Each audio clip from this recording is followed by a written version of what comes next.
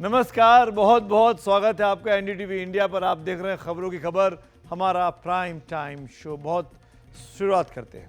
आज हम आपको वो खबर दिखाएंगे जिस पर भारत के 140 करोड़ लोगों की नहीं बल्कि समूची दुनिया की नज़र है, बल्कि दुनिया के सबसे ताकतवर देश अमेरिका की नज़र भी इस खबर पर बनी हुई है। खबरों की खबर में हम आपको दिखाएंगे कि थोड़ी देर के बाद जब अमेरिका के राष्ट्रपति डोनाल्ड ट्रंप से प्रधानमंत्री नरेंद्र मोदी की मुलाकात होगी तो उस मुलाकात में क्या खास होगा, ये हम आपको बताएंगे कि पीएम मोदी के मिशन में क्या क्या बातें शामिल हैं। इस खबर को ही विस्तार देते हुए हम ये भी बताएंगे कि ट्रंप से 8वीं मुलाकात में प्रधानमंत्री नरेंद्र मोदी का क्या एजेंडा होने वाला है, क्या उनके पास ट्रंप कार्ड होगा, यानी वो अचूक तीर जो भारत के हितों के लिए बातचीत में सीधे निशाने पर लग सकता है। इसके अलावा हम देश के अंदर वक्फ की खबर भी आपको दिखाएंगे, जो आज संसद में जेपीसी की रिपोर्ट जो थी वो टेबल कर दी गई, लेकिन इसके बीच में ज़बरदस्त हंगामा हुआ दोनों सदनों में। और ये भी बताएंगे कि क्या विपक्ष के असहमति का सवाल देश तोड़ने की साजिश है, जैसा कि बीजेपी अध्यक्ष जेपी नड्डा ने आज कहा है। और एक और दिलचस्प खबर जो हम आपको दिखाएंगे वो बिहार से है, जहां लालू यादव के साले सुभाष यादव ने लालू राबड़ी के दौर के जंगल राज की पोल खोल दी है।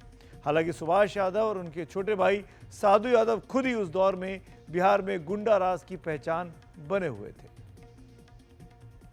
लेकिन अब हम आपको प्रधानमंत्री नरेंद्र मोदी के और अमेरिकी दौरे से जुड़ी खबर बताते हैं।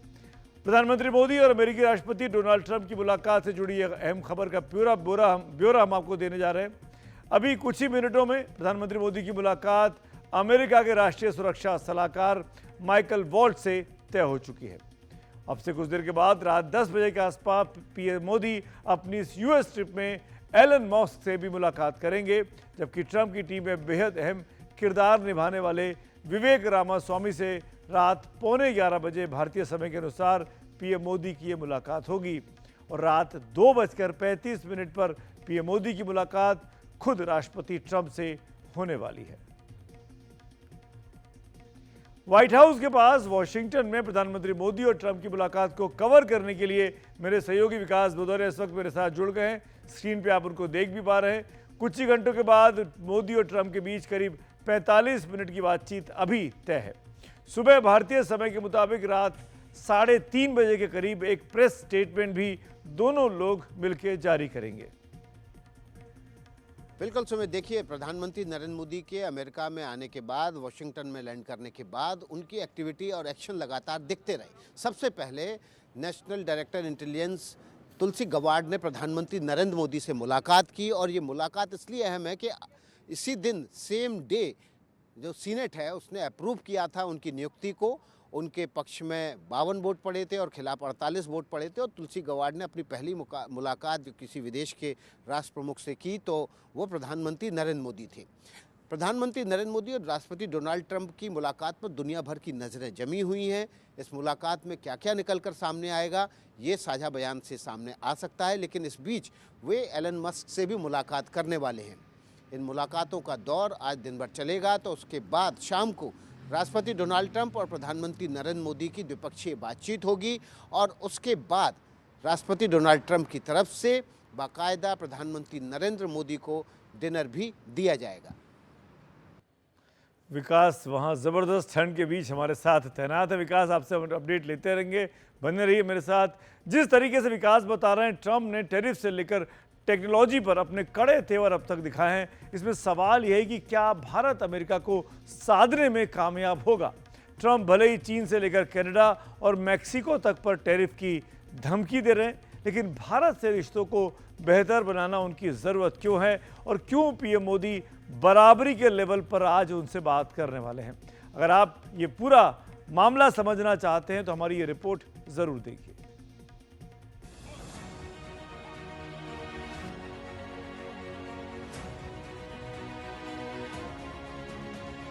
जिस वक्त सुबह के 4:30 बजे हिंदुस्तान नींद में रहा होगा, उसी वक्त प्रधानमंत्री नरेंद्र मोदी का विमान अमेरिका की राजधानी वॉशिंगटन में ज्वाइंट बेस एंड्रयूज पर उतरा।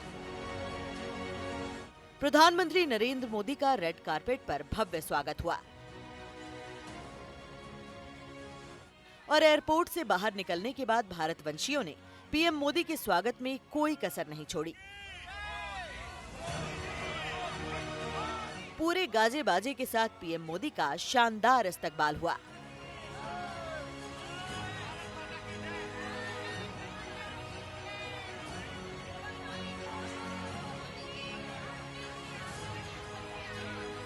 We're so excited to welcome Modi ji to America. Ma'am, what is your name? Where are you from? Hi, I'm Gujarati. My name is Alka Vyas and I'm doing this for Modi ji because I am a die-hard fan of Modi ji and I really admire what he's doing for our country, for India, and also today he's going to have some kind of, a favorable dialogue with President Trump. मैं Virginia में रहता हूँ, मैं back Telangana से आया हूँ मैं। And आज इंडियन डायस्पोरा इतना एक्साइटेड है पूछना ही मत। सो सब लोगों को अकाउंट नहीं कर सक रहे, बट टुमारो कल सब बहुत लोग आने वाले हैं, कल्चरल प्रोग्राम्स है, सब कुछ है। So we are all Indians are बहुत एक्साइटेड टू सी हिम।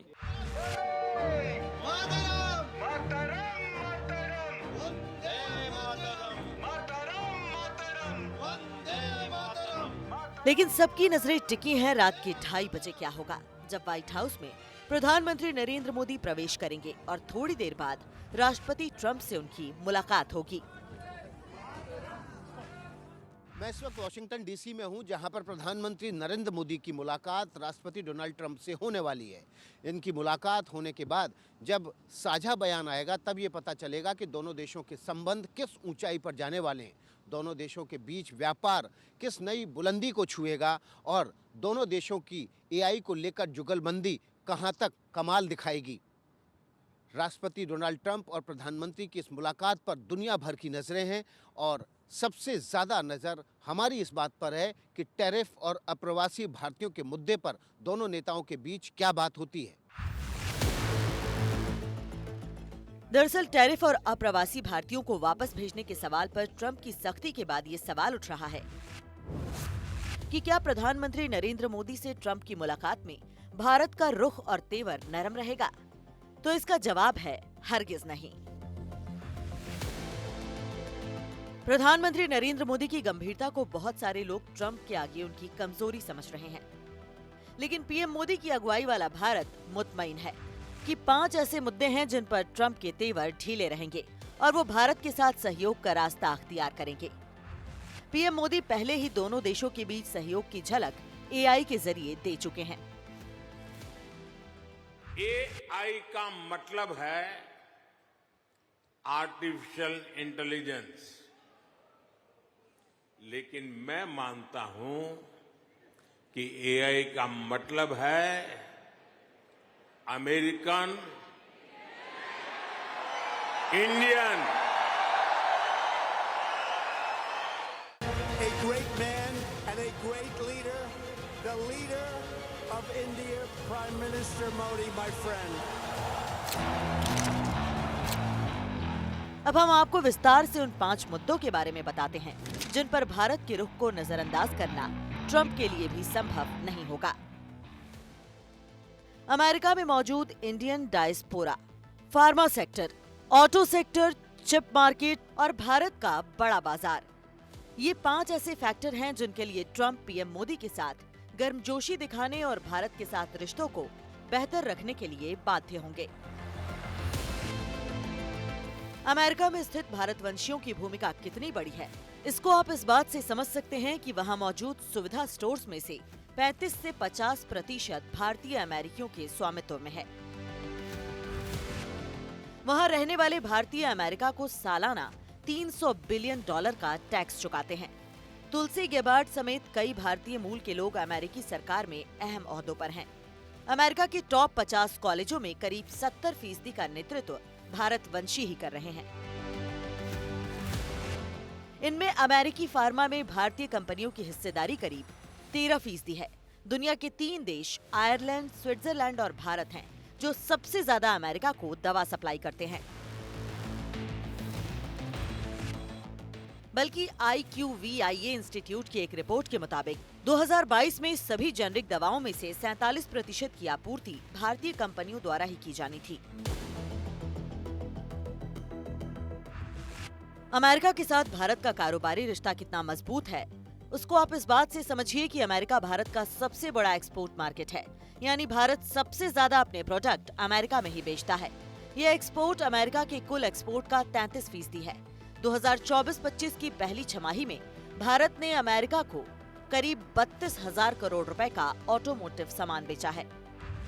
वहीं अब दोनों देशों के बीच चिप का कारोबार भी बढ़ने की संभावना है। और इन सबसे ऊपर भारत का दुनिया में सबसे तेजी से उभरता बाजार होना और 140 करोड़ की आबादी ऐसी ताकत है जिसको अमेरिका नजरअंदाज नहीं कर सकता। दोनों देशों में बराबरी का संबंध कैसे है, इसकी व्याख्या खुद प्रधानमंत्री मोदी ने तभी कर दी थी जब 2020 में बतौर राष्ट्रपति ट्रंप भारत आए थे। एक लैंड ऑफ द फ्री है तो दूसरा पूरे विश्व को एक परिवार मानता है।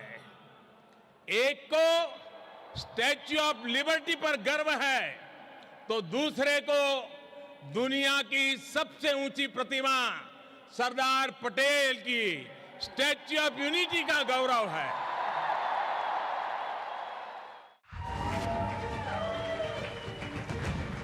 फिर भी सवाल है कि भारत पर अमेरिका का दबाव किन बातों के लिए हो सकता है। जवाब पहले से साफ है कि ट्रंप टैरिफ को लेकर सबसे ज्यादा सीरियस दिखते हैं, लेकिन ट्रंप को ये भी पता है कि वो जिस नरेंद्र मोदी से मिल रहे हैं वो विकास की दुनिया में तेजी से उभरते भारत के प्रधानमंत्री हैं। वॉशिंगटन डीसी से विकास भदौरिया की रिपोर्ट, एनडीटीवी इंडिया के लिए।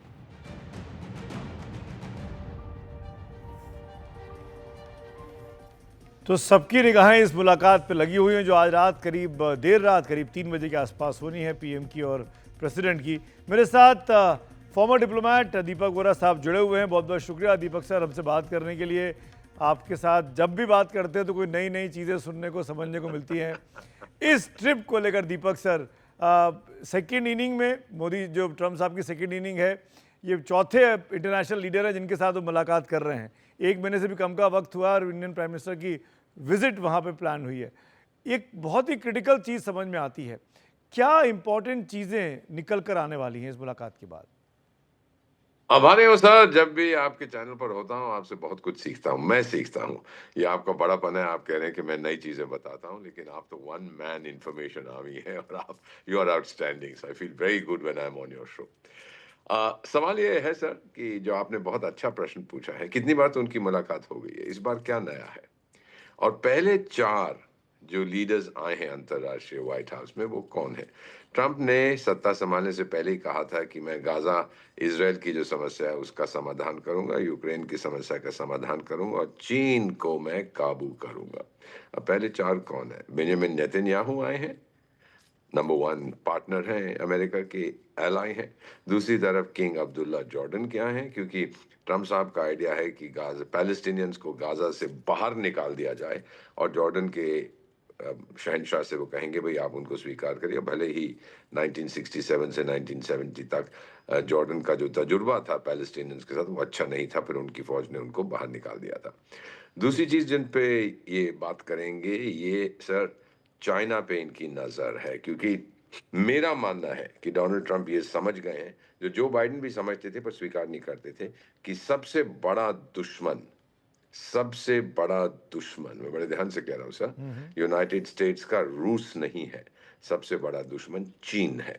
तो जो दूसरे 2 नेताओं को उन्होंने आमंत्रित किया, एक थे जापान के प्राइम मिनिस्टर और दूसरे हैं भारत के प्रधानमंत्री, और ये दोनों की बहुत अहम भूमिका है। क्वाड के बाहर भी इंडो पैसिफिक रीजन में ये बहुत शक्तिशाली है। जापान की काफ़ी पावरफुल नेवी है, हमारी तो खैर बेमिसाल है इस एरिया में।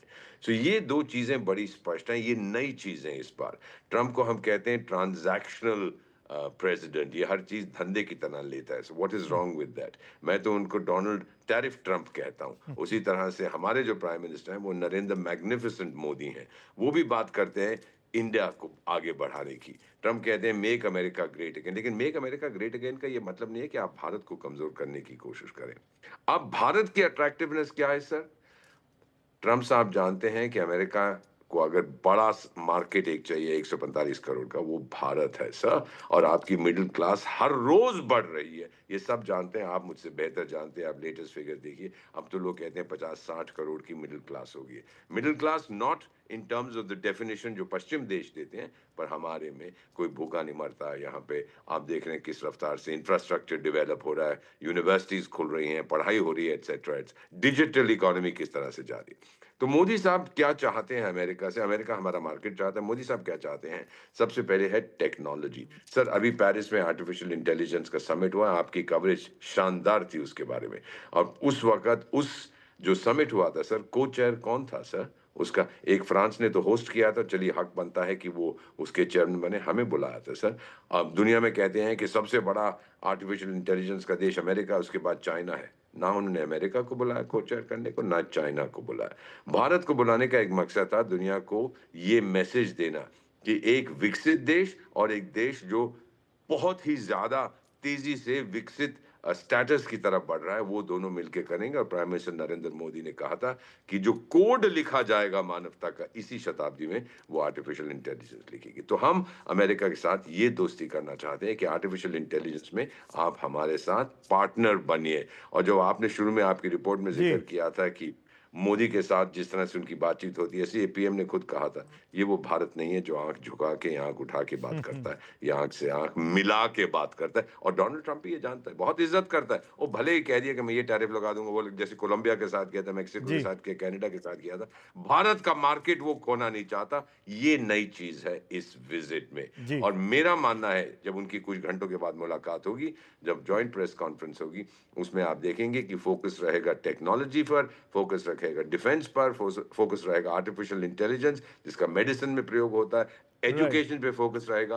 और फिर आपने कहा कि जो हमारे भारतीय मूल के लोगों उनको निकाल दिया था, डिपोर्ट कर दिया था 104 को, चलिए डिपोर्ट किया, वो अमेरिका का अधिकार है, लेकिन किस तरह से किया शायद उसके ऊपर पीएम साहब कहेंगे भी थोड़ा सा आप इंसानियत बरतिए, इनको प्लेन में बिठा के भेजिए, इस तरह से बेड़ी और हथकड़ियां मत लगाइए। और दूसरा जो टैरिफ आप लगाना चाहते हैं, अगर आप ज्यादा पंगा मुझसे लेंगे तो याद रखिए मैं भी वो कर सकता हूं। और यूरोप तो बैठा हुआ है, क्योंकि यूरोप की इस समय अहमियत तो बिल्कुल खत्म हो गई है। यूरोप बैठा है मेरे मार्केट को ग्रैब करने के लिए। ट्रंप साहब, अगर आपको भारत का मार्केट चाहिए तो आप जरा दोस्ती हमारे साथ बनाइए। दीपक सर, आप इतने इंटरेस्टिंग तरीके से वही बातें बताते हैं, इसका कोई मुकाबला नहीं है। मेरी रिक्वेस्ट है आप रहिएगा मेरे साथ, कुछ ग्राफिक्स में दिखाना चाहता हूँ यहाँ व्यूवर्स को, और फिर मैं आपके साथ अगला सवाल लेता हूँ।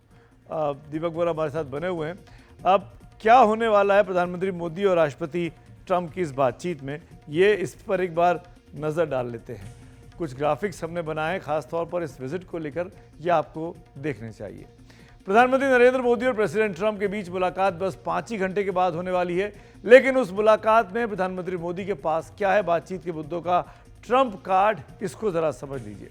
चीन पर नकेल भारत और अमेरिका दोनों की जरूरत है, लिहाजा इस पर बात हो सकती है और इस मुद्दे पर दोनों और करीब आ सकते हैं। वहीं क्वाड का भी विस्तार करने की बात है, जैसा कि खुद अभी दीपक सर बोल रहे थे। रूस यूक्रेन युद्ध में भारत की भूमिका अहम हो जाती है, क्योंकि प्रधानमंत्री मोदी ऐसे नेता हैं जो युद्ध के दौरान ही रूस भी गए और यूक्रेन भी गए। इसी तरीके से गाजा के मुद्दे पर भी भारत की राय बहुत अहम हो जाएगी, क्योंकि इजराइल हो या फिर फिलिस्तीन, दोनों से भारत के मजबूत संबंध है और भारत यहाँ पर दोनों के साथ एक साथ बात कर रहा है। और टेस्ला को भारत में आने के साथ एआई का मसला भी काफ़ी महत्वपूर्ण है, जो कि एलन मस्क के भी करीबी है, और इसके बारे में खुद राष्ट्रपति ट्रंप भी कैंपेन के दौरान बोल चुके थे। तो आइए बात चलते हैं एक बार फिर से दीपक सर के पास, दीपक बोरा के पास, और उनसे अगला सवाल लेता हूं। दीपक जी, मेरा अगला सवाल यही है, दोनों कॉन्फ्लिक्ट में, चाहे वो इजराइल में हो चाहे वो यूक्रेन में हो, भारत एकमात्र दुनिया का ऐसा मुल्क होगा जो दोनों लड़ती हुई ताकतों से बात कर रहा है और दोनों के साथ संबंध बना के रखा हुआ है बीते 2, ढाई, 3 साल से। और इसीलिए इंडिया का रोल और प्रधानमंत्री मोदी का रोल बड़ा क्रिटिकल हो जाता है। आपको लगता है कि इन कॉन्फ्लिक्ट को डिफ्यूज़ करने में, जैसे ट्रंप ने कहा था अपने कैंपेन के दौरान, वो इंडिया की मदद लेना चाहेंगे प्रधानमंत्री मोदी, वो ब्रिज हो सकते हैं जो बातचीत की टेबल पर ला सके? सर, मध्यस्थता करना जो मेरा तजुर्बा है डिप्लोमेसी में 52 साल का, आइडिया बड़ा अच्छा है, लेकिन दोनों तरफ को तैयार होना चाहिए कि हम नेगोशिएशन करेंगे, हम मीडिएशन को एक्सेप्ट करेंगे। जहां तक गाजा इजराइल का सवाल है, आप जानते हैं कि पैलेस्टीनियंस का जो कॉन्स्टिट्यूशन है, संविधान है उनका और हिजबुल्लाह का, वो कहता है, हमास का और हिजबुल्लाह का, कि यहूदियों को जीने का अधिकार नहीं है। इजराइल ये नहीं कहता कि मुसलमानों को जीने का अधिकार नहीं है, कि पैलेस्टीनियंस को जीने का अधिकार नहीं। जब तक ये सोच नहीं बदलेंगे, वहां पे समझौता नहीं हो सकता। Trump out of the box सोचता है। सर, 80 साल हो गए हैं पैलेस्टीनियन समस्या को, और जो फिगर्स मैंने देखे हैं, 500 बिलियन, बिलियन में 9 शून्य होते हैं, 500 बिलियन डॉलर अभी तक दुनिया खर्च कर चुकी है, कोई समाधान नहीं मिला। जो हम 1948 में जहां थे जब इजराइल पैदा हुआ, आज भी हम वहीं पर हैं, कोई उसमें तरक्की नहीं हुई है, कोई मूव। फिर ये आदमी आता है जिसको मैं जियो पॉलिटिकल आर्सनिस्ट कहता हूं, मैं डोनाल्ड ट्रंप कहता हूं, डोनाल्ड टैरिफ ट्रंप कहता हूं। ये आके कहता है, देखिए ये इससे कुछ नहीं बनेगा, बाहर निकल जाओ पैलेस्टीनियंस, मैं इसको एक इंटरनेशनल रिजॉर्ट में डेवलप करूंगा। सर, मैं गया हुआ हूं मेडिटेरेनियन कोस्ट में, गाजा की, इट इज ब्यूटीफुल। भारतीय लोग तो डेस्टिनेशन वेडिंग्स में जाते हैं, वहां भागेंगे, इतना खूबसूरत है वो कोस्ट, लेकिन पैलेस्टीनियंस ने कुछ नहीं किया, क्योंकि आपने उसको जिहाद बना दिया था, रिलीजियस इशू। दूसरा सर, यूक्रेन, उन्होंने कहा था कि मैं बहुत जल्दी जंग खत्म करूंगा। यूरोपियन लोग हैं जिन्होंने ये जो सर्कस का जोकर है, जो भी इसका नाम है, यूक्रेन का प्रेसिडेंट, उसको बता दिया था कि तू तो टाइगर है बिल्कुल। और फिर अमेरिकन कांग्रेस को जब वो एड्रेस करता है, उसके बाद आपको याद होगा सर वो इमेज, जैसे स्कूल के बच्चे नहीं करते, अपने डोले दिखा रहा था कि मैं ये करूंगा वो करूंगा। और फिर नेटो ने बोला उसको कि बस अभी वो कुछ ही हफ्तों में तू मेंबर बन जाएगा। और अब जाके पीट हेग्सेट, जिनको मैं जानता हूं, जो डिफेंस सेक्रेटरी अमेरिका के, उन्होंने जाके कहा ये ख्वाब भूल जाओ, जाग जाओ, नेटो शेडो की मेंबरशिप आपको नहीं मिलने वाली है।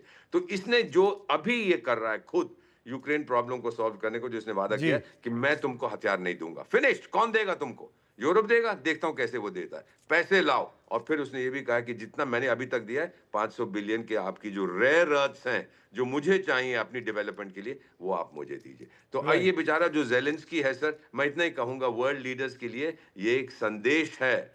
तुम आए, उन्होंने तुम्हारे को फूंक भरी, तुमने कहा मैं शहंशाह, उन्होंने फूंक खींच दी और तुम ठप हो गए वहां पर। उसको तो, मुझे तो लगता है कहीं वो खुदकुशी ना कर दे, he should be on suicide watch. सब खत्म हो गया, इंफ्रास्ट्रक्चर, लोग सब मर गए। और उसकी आपने देखा होगा कि आजकल वो कहता नहीं है मैं अमेरिका को ये करूंगा वो करूंगा। सो ये दो चीजें, ये भारत को सिर्फ बताएगा। सॉरी, बीच में इंटरवीन कर रहा हूँ, ये लाइव विजुअल्स हमको मिल रहे हैं अमेरिका से।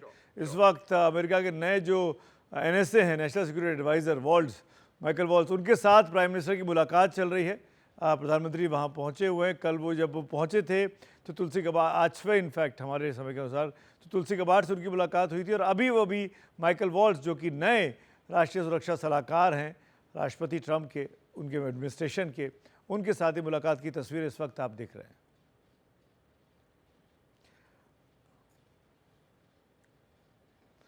दीपक सर, शुक्रिया, आपसे बातचीत हम करते रहेंगे इस विजिट के दौरान, आगे भी जो कुछ होगा, आज भी कल भी। लेकिन फिलहाल के लिए मैं शुक्रिया अदा करना चाहूँगा। थैंक यू सो मच, आपके इनपुट्स बहुत इंटरेस्टिंग होते हैं। थैंक यू, आपके भी थैंक यू, आपसे सीखता हूँ, थैंक यू वेरी मच। और आगे बढ़ते हैं। जिस तरीके से दीपक वोरा बता रहे थे कि क्यों प्रधानमंत्री मोदी चौथे ऐसे मात्र नेता हैं जिनसे अभी तक राष्ट्रपति ट्रंप मिले हैं, जिनसे भी मुलाकात की, चाहे वो इजराइल के प्रधानमंत्री नेतन्याहू हों, या फिर जापान के प्रधानमंत्री शिगेरो इशुबा हों, या जॉर्डन के किंग अब्दुल्ला हों। ये तमाम लोग ट्रंप के उस एजेंडे को आगे बढ़ाने के लिए बड़े इंपॉर्टेंट रोल प्ले करेंगे, जिसमें चीन का स्वामित्व को ख़त्म किया जा सके। चीन को एक खतरे के तौर पर अमेरिका भी देखता है, भारत भी देखता है, और ये मुल्क भी देखते हैं। इसीलिए ये इंपॉर्टेंट विजिट मानी जा रही है। विकास मेरे साथ बने हुए हैं। विकास, कुछ समय पहले विदेश मंत्री जयशंकर ने कहा था कि हम अमेरिका के साथ आउट ऑफ सिलेबस पॉलिसी के लिए भी तैयार हैं। मतलब इमिग्रेशन, डिपोर्टेशन, टैरिफ और चीन का मुद्दा अहम है। यानी प्रधानमंत्री नरेंद्र मोदी से ट्रंप की मुलाकात इन मुद्दों पर भी आज फोकस हो सकता है। प्रधानमंत्री नरेंद्र मोदी अमेरिका में 36 घंटे तक ठहरने वाले हैं। इस दौरान प्रधानमंत्री मोदी और राष्ट्रपति डोनाल्ड ट्रंप की बातचीत भी होगी। एक तरफ भारत के अपने घरेलू इंटरेस्ट हैं, तो दूसरी तरफ दुनिया भर की समस्याएं भी हैं, और भारत की राय इन समस्याओं पर काफ़ी अहम है और मायने भी रखती है। तो हो सकता है कि राष्ट्रपति डोनाल्ड ट्रंप और प्रधानमंत्री नरेंद्र मोदी के बीच मैक्सिको की खाड़ी से लेकर गाजा युद्ध और रूस यूक्रेन के युद्ध पर विस्तार से चर्चा हो। जी, बिल्कुल सही बात है विकास, आपसे हम आगे भी जानकारी लेते रहेंगे। लेकिन अभी खास बात यह कि पीएम मोदी जब राष्ट्रपति ट्रंप से मिलेंगे तो उनका ट्रंप कार्ड क्या होगा। एक तरफ टैरिफ है तो दूसरी तरफ ट्रंप से पीएम मोदी की दोस्ती है। एक तरफ ट्रंप का मेक अमेरिका ग्रेट अगेन, जो मागा जिसको कहते हैं, MAGA का नारा है, तो दूसरी तरफ पीएम मोदी का मेक इन इंडिया का नारा है। इंडिया फर्स्ट की बात पीएम मोदी करते हैं। पीएम मोदी के ट्रंप कार्ड को समझने के लिए हमारी ये खास रिपोर्ट देखिए।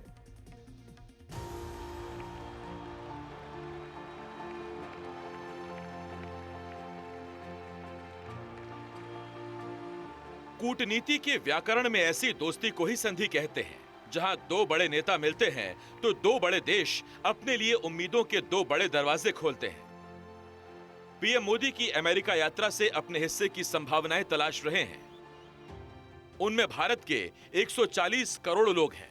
उनमें अमेरिका में रहने वाले भारतवंशी हैं और भारतीय प्रतिभाओं से अमेरिका का विकास चाहने वाले अमेरिकी हैं।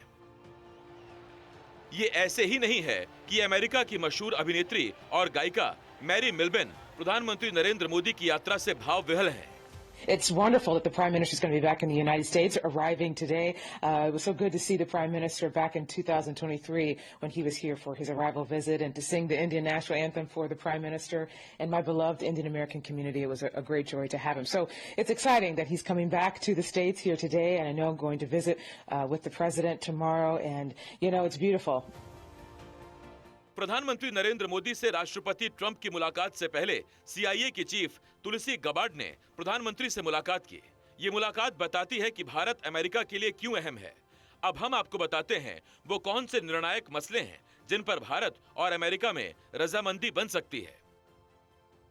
चीन का मुद्दा ऐसा है जिसमें भारत और अमेरिका दोनों एक मंच पर नजर आते हैं।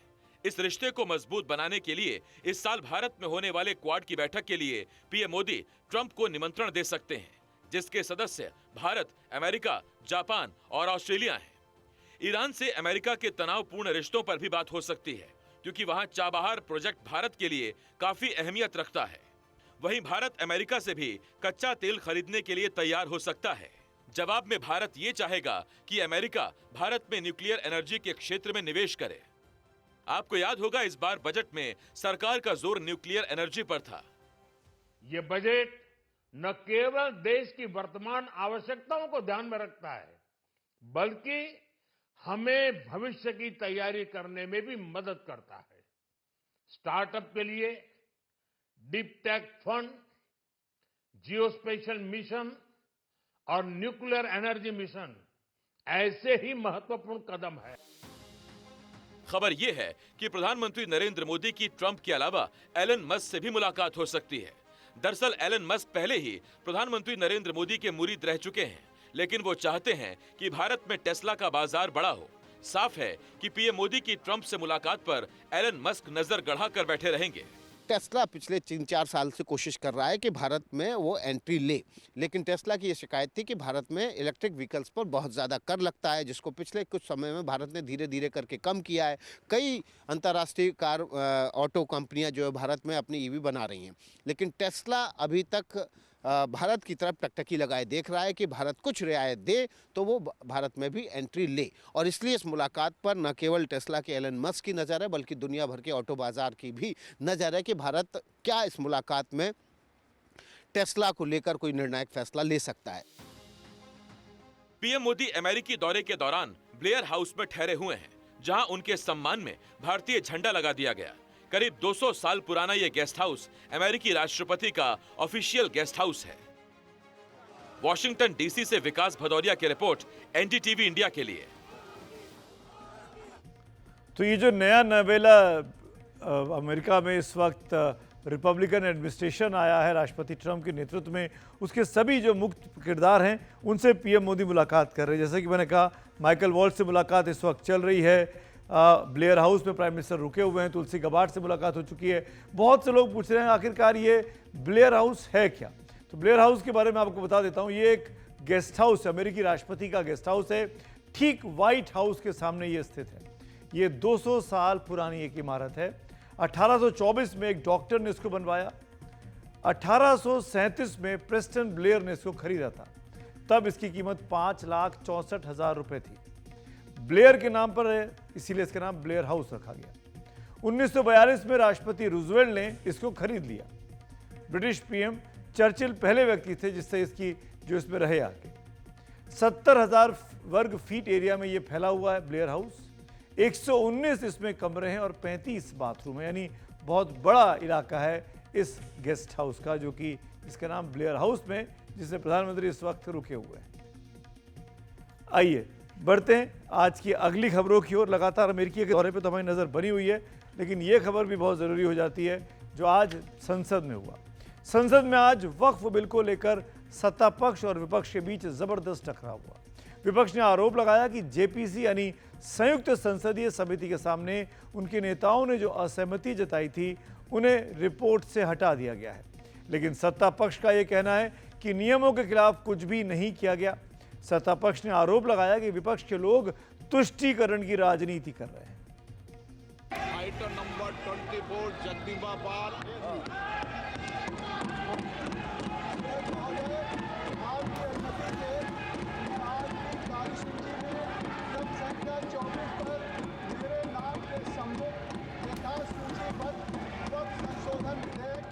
विपक्ष के भारी हंगामे के बीच पहले राज्यसभा में और फिर लोकसभा में वक्फ बिल को पेश किया गया।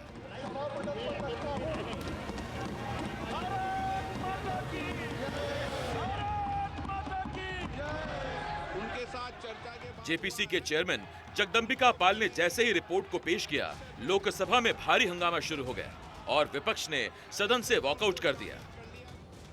दरअसल दोनों सदनों में विपक्ष ने आरोप लगाया कि जेपीसी के रिपोर्ट में उनके नोट ऑफ डिसेंट यानी असहमति का पूरा हिस्सा नहीं शामिल किया गया। इतने लोग पार्लियामेंट में जो भी डिसेंट नोट दिए हैं, क्या उसमें कोई एक पढ़ा लिखा नहीं है, कोई जानता नहीं है और वक्फ बोर्ड एक्ट को कोई पढ़ा नहीं है? मेरे को बड़ा ताजुब लग रहा है। अरे आपको अगर कुछ करना भी है तो आप डिसेंट नोट के व्यूज को प्रिंट करके या अपने रिपोर्ट में डाल के बोलना चाहिए। उसके बजाय उसको डिलीट करके अगर कोई रिपोर्ट होती है, मैं उसको कंडेम करता हूं और ऐसे फर्जी रिपोर्ट को हम कभी नहीं मानेंगे, सदन कभी नहीं मानेगा। और जब प्रोसीजर फॉलो नहीं होती, वो पार्ट ऑफ इस हाउस का विभाग नहीं बन सकता। ये दुर्भाग्य की बात है, दुख की बात है कि जिसके बारे में पार्लियामेंट्री अफेयर्स मिनिस्टर ने बड़े स्पष्ट शब्दों में कहा कि कोई भी चीज का डिलीशन नहीं हुआ है, कोई भी चीज को डिलीट नहीं किया गया है, सब कुछ एनेक्सर में एज इट इज रखा गया है। और हमारे एक मंत्री ने भी स्पष्ट किया कि चेयरमैन को यह अधिकार है कि वो कुछ भी डिलीट कर सकता है, और वो नियम बताते हुए कि किसी भी चीज का डिलीशन हो सकता है, फिर भी कुछ नहीं डिलीट किया गया। विपक्ष ने बहुत गैर जिम्मेदाराना व्यवहार किया है और इसकी निंदा होनी चाहिए। और ये तुष्टीकरण की राजनीति है। This is a politics of appeasement. ये देश को कमजोर करने के लिए, जॉन बिटास, ये क्वेश्चन आवर जरूर है, लेकिन क्वेश्चन आवर में सबसे बड़ा क्वेश्चन ये है कि कुछ लोग देश को तोड़ने की साजिश करते हैं। अमित शाह के हस्तक्षेप के बाद ये पूरा मामला शांत हुआ और सभी जो विपक्षी सांसद थे वो आश्वस्त हुए। और सूत्रों से जो हमें जानकारी मिली है कि नियमों को देखते हुए लगभग 70 से 80% जो उनका आपत्ति पत्र का हिस्सा था, उन सब को रिपोर्ट में शामिल किया जा रहा है। विपक्ष के कुछ सदस्यों ने आपत्ति जताई है कि इनके जो विमत है, डिस्प्यूट्स है, इनको पूरी तरह से नहीं रखा गया है। मैं मेरी पार्टी की ओर से आपको विनती करना चाहता हूं कि विपक्ष के जो डिस्प्यूट्स हैं, एक सिर कर आप संसदीय कार्यप्रणालिका के उपयुक्त रूप में जो जोड़ना है वो जोड़े। इसमें मेरी पार्टी को कोई आपत्ति नहीं। जेपीसी में शामिल विपक्ष के नेताओं ने वक्फ संशोधन बिल का विरोध किया। वक्फ का जो बिल लाया जा रहा है, ये सिर्फ और सिर्फ ना सिर्फ अनकॉन्स्टिट्यूशनल है, fundamental rights article 14 article 15, article 29 का ग्रेव वायलेशन है। ये वक्फ को बचाने के लिए नहीं है, वक्फ को मुसलमानों से छीनने के लिए, बर्बाद करने के लिए ये बिल लाया जा रहा है। और इसमें जो एडिशनल अमेंडमेंट्स जो बीजेपी और एनडीए ने पेश किए वो तो उसको और बदतर करता है। तो ये सिर्फ और सिर्फ ये सरकार आइडियोलॉजिकल बुनियाद पर मुसलमानों को अपनी वर्शिप से महरूम करने के लिए, क्योंकि वक्फ मुस्लिम समाज के लिए एक इबादत है, उसको छीनने के लिए ये बिल लाया जा रहा है। हम इसका कंडेम करते हैं। जो हुआ कि हम लोग जेपीसी के मेंबर थे, 7 महीना इन्होंने एक टाइप से खींच करके ओवर टाइम हम लोग से काम करवाया, और जब ये ड्राफ्ट रिपोर्ट तैयार हुई तो हम लोग ने अपना डिसेंट नोट वहाँ दिया था। उस डिसेंट नोट को तहस नहस कर दिया गया। उसमें जो भी देखिए उसमें लिखा हुआ कि रूल्स के अनुसार किया गया, लेकिन रूल्स में भी यही है कि अनपार्लियामेंट्री लैंग्वेज नहीं यूज़ कर सकते। तो अनपार्लियामेंट्री लैंग्वेज, क्या क्रिटिसिज्म अनपार्लियामेंट्री हो जाता है? अगर हम क्रिटिसाइज कर रहे हैं, अपने डिसेंट नोट पे अपनी बात नहीं रखेंगे तो कहाँ रखेंगे? कितना बड़ा हिस्सा आपका हटाया गया है? हमारा 14 पॉइंट हटाया गया। सरकार इस बिल को जबरदस्ती से पास कराती है। पहले तो हम विरोध करेंगे, उम्मीद करते हैं कि कुछ उनके सहयोगी दल इस पे बैकफुट पाएं, फिर भी अगर पास कराती है तो हम अपने मुस्लिम समाज को हक इंसाफ के लिए इस देश की माननीय सर्वोच्च न्यायालय का दरवाजा खटखटाएंगे, जिससे कि वहाँ इंसाफ मिल सके। सत्ता पक्ष ने आरोप लगाया कि बिल को लेकर तुष्टीकरण की राजनीति की जा रही है। वक्फ बिल कहीं से मुस्लिम विरोधी नहीं है। बीजेपी ने 3 बातें कही। पहली बात, वक्फ बिल मुस्लिम समुदाय के हित में है। दूसरी बात, अतिक्रमण हटेगा तो मुस्लिम समुदाय का विकास होगा। और तीसरी बात, संसदीय समितियों के कामकाज पर किसी को आपत्ति नहीं होनी चाहिए। आज राज्यसभा में जब टेबल करते समय कुछ ऑपोजिशन एमपीज ने ऑब्जेक्शन रेज किया और ये कहा कि उनके डिसेंट नोट को हटाया गया है।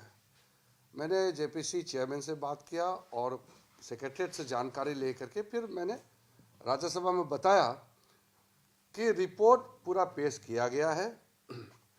रिपोर्ट के साथ जो एनेक्शियर है वो भी सदन के पटल पर रखा गया है। उसमें एक चीज़ ध्यान रखना है कि जो एनेक्शियर है उसमें डिसेंट नोट में अगर कुछ कमिटी के ऊपर में सवाल उठाता है, जैसे casting of aspersion on the committee, जो चेयरमैन को लगता है कि ये सही नहीं है तो चेयरमैन के पास पावर है उसको हटाने का। रिपोर्ट को नहीं हटाना है, वो पोर्शन को हटाने का चेयरमैन का पावर है, वो रूल में ही लिखा हुआ है। तो हर चीज़ रूल के मुताबिक हुआ है। जहाँ तक डिसेंट नोट्स का सवाल है, डिसेंट नोट्स भी उन लोगों ने दिए, और ये कह देना कि उनके मतों को सम्मान नहीं दिया गया, डिसेंट नोट को इनकॉर्पोरेट नहीं किया गया, यह बिल्कुल आधारहीन, भित्तिहीन है। वो कह रहे कि मुसलमानों की प्रॉपर्टी पर कब्जा करने के लिए वक्त सब कुछ लाया जाए। बिल्कुल नहीं। देखिए, प्रबंधन अच्छा हो और जितने मुत्तवली हैं, जो केयर टेकर्स हैं, जो इसे संभालते हैं, उनकी आमदनी बढ़े, तो अच्छी मंशा को लेकर प्रधानमंत्री मोदी जी की सरकार इस बिल को लाई। वर्षों से कांग्रेस का देश में और राज्यों में राज रहा, इसके बाद क्षेत्रीय दलों का राज रहा। उन लोगों ने मुस्लिम वोटों के तुष्टीकरण, ध्रुवीकरण और एकत्रीकरण के लिए और ये संदेश दे रहे हैं कि हम आपके साथ हैं, जबकि वो आम मुसलमान का इसका बहुत बड़ा नुकसान करने जा रहे हैं। क्योंकि जो काबिज होता है एक छोटी सी पर्ची पर एकड़ों ज़मीन है लोगों का, और जबकि वो होना चाहिए समाज की बहबूदी के लिए वक्त की ज़मीन। तो जब ये वहाँ से अतिक्रमण हटेगा या रिलीज़ होगी तो ये आम मुस्लिम के शिक्षा, चिकित्सा, उनके विकास, उनकी ट्रेनिंग, प्रशिक्षण इत्यादि के लिए, और मुस्लिम महिलाओं को भी उसमें भागीदारी रहेगी। आप भी सोच रहे हो कि आखिरकार ये नया वक्फ बिल है क्या, इससे क्या बदल जाएगा? आपको बताते हैं पुराने कानून और नए बिल में जो अभी संसद में पास हो रहा है उसमें अंतर क्या है। पुराना कानून क्या कहता है? पुराना कानून देखिए नए बिल से क्या बदलेगा। पुराना कानून कहता है कि वक्फ के खिलाफ सिर्फ ट्रिब्यूनल में ही अपील की जाएगी, जबकि नया कानून कहता है ट्रिब्यूनल के अलावा अदालत में भी अपील की जा सकती है। ट्रिब्यूनल का फैसला क्या होगा, ही अंतिम फैसला होगा। पुराना कानून कहता था, नया कानून कहता है कि ट्रिब्यूनल के फैसले को हाई कोर्ट में चुनौती दी जा सकती है। पुराना कानून कहता था कि जिस जमीन पर मस्जिद हो वो वक्फ की संपत्ति है। नया कानून कहता है कि जब तक दान ना दी जाए वक्फ की संपत्ति नहीं है। वक्फ बोर्ड में महिलाओं दूसरे धर्म वालों को एंट्री नहीं मिलेगी, ये पुराना कानून कहता था। नया कानून कहता है कि महिलाओं और दूसरे धर्म के 2 लोगों को एंट्री दी जाएगी। और अब बात करते हैं आज की अगली कहानी की, और ये प्रयागराज से है। महाकुंभ 13 दिनों के बाद संपन्न हो जाएगा, लेकिन श्रद्धालुओं की भीड़ कम होने का नाम नहीं ले रही। आज प्रयागराज से अयोध्या जाने वाले रास्ते में भी भारी भीड़ रही। इस बीच महाकुंभ में डुबकी लगाने वालों का आंकड़ा 49 करोड़ को पार कर चुका है। सिर्फ गुरुवार को यानी आज करीब 85 लाख लोगों ने पवित्र स्नान किया। रेलगाड़ी की आपातकालीन खिड़की का ऐसा इस्तेमाल आपने नहीं देखा होगा। तस्वीर रोहतास के Dehri on Sone railway station की है। प्रयागराज में लगे महाकुंभ के चलते ट्रेनों में भारी भीड़ चल रही है। अक्सर देखने में आ रहा है कि ट्रेन प्लेटफॉर्म पर रुकती है, लेकिन अंदर जगह न होने के कारण दरवाजा नहीं खुलता। ऐसी ही एक ट्रेन में जब कोच का दरवाजा नहीं खुला तो आरपीएफ के इंस्पेक्टर रामविलास राम एक महिला यात्री और बेटे को आपातकालीन खिड़की से अंदर भेजने लगे।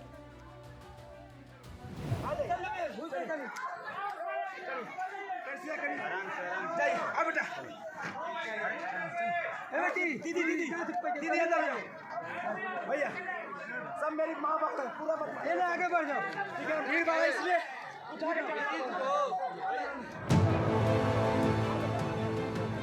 पुलिस वाले ने पहले महिला को खिड़की के रास्ते कोच में घुसाया, फिर उसके बच्चे को अंदर किया और आखिर में उसके पति को भी अंदर पहुंचाने में मदद की।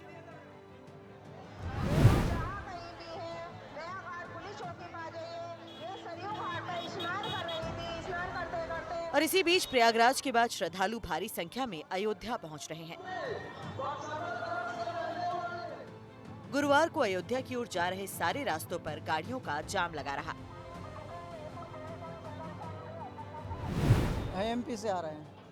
अच्छा, आप प्रयागराज कुंभ नहा लिए? हाँ, प्रयागराज कुंभ में नहा लिया है। तो नहाने के बाद फिर आप क्या नहाने के बाद अगला प्लान हमारा राम जन्मभूमि पे आए थे। राम जन्मभूमि पे दर्शन करेंगे, मंदिर पे स्नान करेंगे और जाएंगे। हम लोग नहाने आए थे, बच के आए हैं।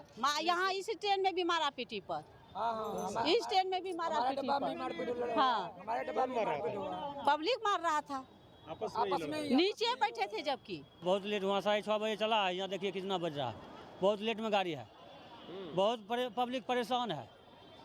इसका कुछ व्यवस्था कीजिए, नहीं तो ऐसे में काम चलेगा। आदमी मर रहा है भूखे प्यासे, न पानी मिल रहा है न कुछ मिल रहा है, कुछ की व्यवस्था नहीं है। अयोध्या में भारी भीड़ को देखते हुए सुरक्षा के इंतजाम बढ़ाए गए हैं। महाकुंभ की शुरुआत से ही देखा जा रहा है कि जो लोग प्रयागराज आ रहे हैं वो वाराणसी और अयोध्या भी पहुंच रहे हैं। खास तौर पर अयोध्या के लिए श्रद्धालुओं का आकर्षण विशेष है।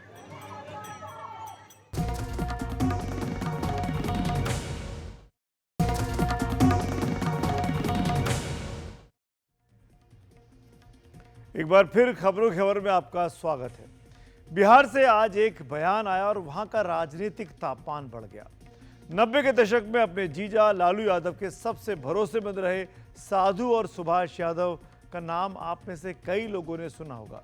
जी हाँ, ये राबड़ी देवी के छोटे भाई हैं।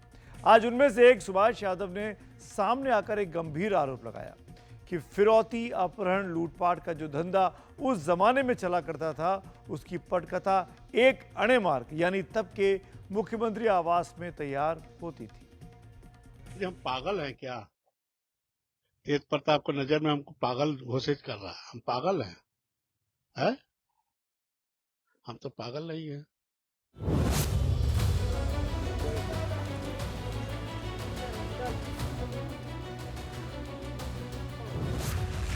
राबड़ी देवी के सगे भाई लालू प्रसाद यादव के साले, तेजस्वी और तेज प्रताप के मामा सुभाष यादव अरसे बाद चर्चा में हैं।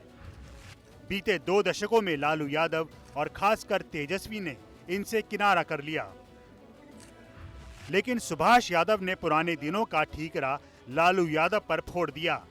सुभाष यादव ने आरोप लगाया कि लालू यादव अपहरण कराते थे और अपहरण का धंधा एक अणे मार्ग यानी मुख्यमंत्री आवास से ही चलता था। उसका फादर और मदर बोलती है जे सब लूट कर बना लिया, ये कर लिया, वो कर लिया। हम लोग लुटेरा हैं? कहीं FIR हुआ है क्या? कहीं FIR हुआ है? बताइए आप, मेरे खिलाफ FIR है कहीं? हम लोग अपहरण करते हैं? अपहरण तो वो लोग करवाते थे जिसके माध्यम से करवावे, छुड़वाते वो लोग थे, तो वही लोग ने जवाब देगा। आप क्या है, तो क्या अहमियत है लालू फैमिली में? कुछ नहीं, जीरो। आपने कहा कि उस समय जब वो कह रहे हैं कि अपहरण करवाते थे, कन्या मार्ग से जो है संचालित होता था चीज, तो भाई उस समय DGP क्या था? मौगा था। उस समय का DGP क्या था? गृह सचिव क्या था? है? प्रशासन नहीं था कि था? FIR होना चाहिए था ना। आरोप लगते रहे कि 90 के दशक में लालू यादव की बेटी की शादी के समय पटना में शोरूम से जबरन गाड़ियां उठा ली गई थीं।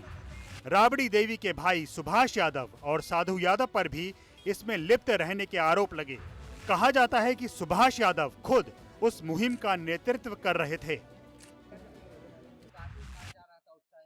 गाड़ी तो उनकी बेटी के शादी में उठाया गया था ना। बच्चा राय थे, आजाद गांधी थे, लालू जी के कहने पर काम होता था। हाँ, मैंने हमारा बेटी के शादी था कि लालू जी की बेटी के साथ भांजी थी, तो जरूरत तो लालू जी को नहीं था ना गाड़ी के। भांजा को, मामा को थोड़ा ही गाड़ी की जरूरत था। हाँ, हमने समझाया था, ये सब नहीं करिए। तब मेरे उनका कमिश्नर समधी थे, इसलिए अपना धाव जमा रहे थे। सुभाष यादव कह रहे हैं जो भी केस चल रहे हैं लालू यादव के खिलाफ चल रहे हैं, उनके खिलाफ नहीं। सर, लालू जी के पास पटना में काफी जमीन है, क्या लगता है फिरौती मांग कर किडनैपिंग करके जमीन बनाई गई है? आपके ऊपर वो तो केस चल रहा है, आरोप लग रहा था। हाई कोर्ट जवाब दिया ना, न्यायालय जवाब दिया कि नहीं? कैसे क्वेश्चन कर दिया मेरे बारे में, पता है ना कि नहीं है? मतलब कि लोग कह रहे हैं लालू यादव खुद जो है जिनके ऊपर आरोप है वो बाकी लोग उनके कह रहे हैं कि आप भी लोग जो है गड़बड़ किए। तो अरे गड़बड़ किए तो भोग रहे वही नो, उनके बेटा दुगो है ना, माई के मुख्यमंत्री बना दे। चलिए, बिहार में इस साल के आखिर में चुनाव होने हैं और ये बयान कितना डैमेज करेगा आरजेडी को, ये वक्त बताएगा। लेकिन खबरों की खबर में आज मेरे साथ इतना ही। शुभ रात्रि।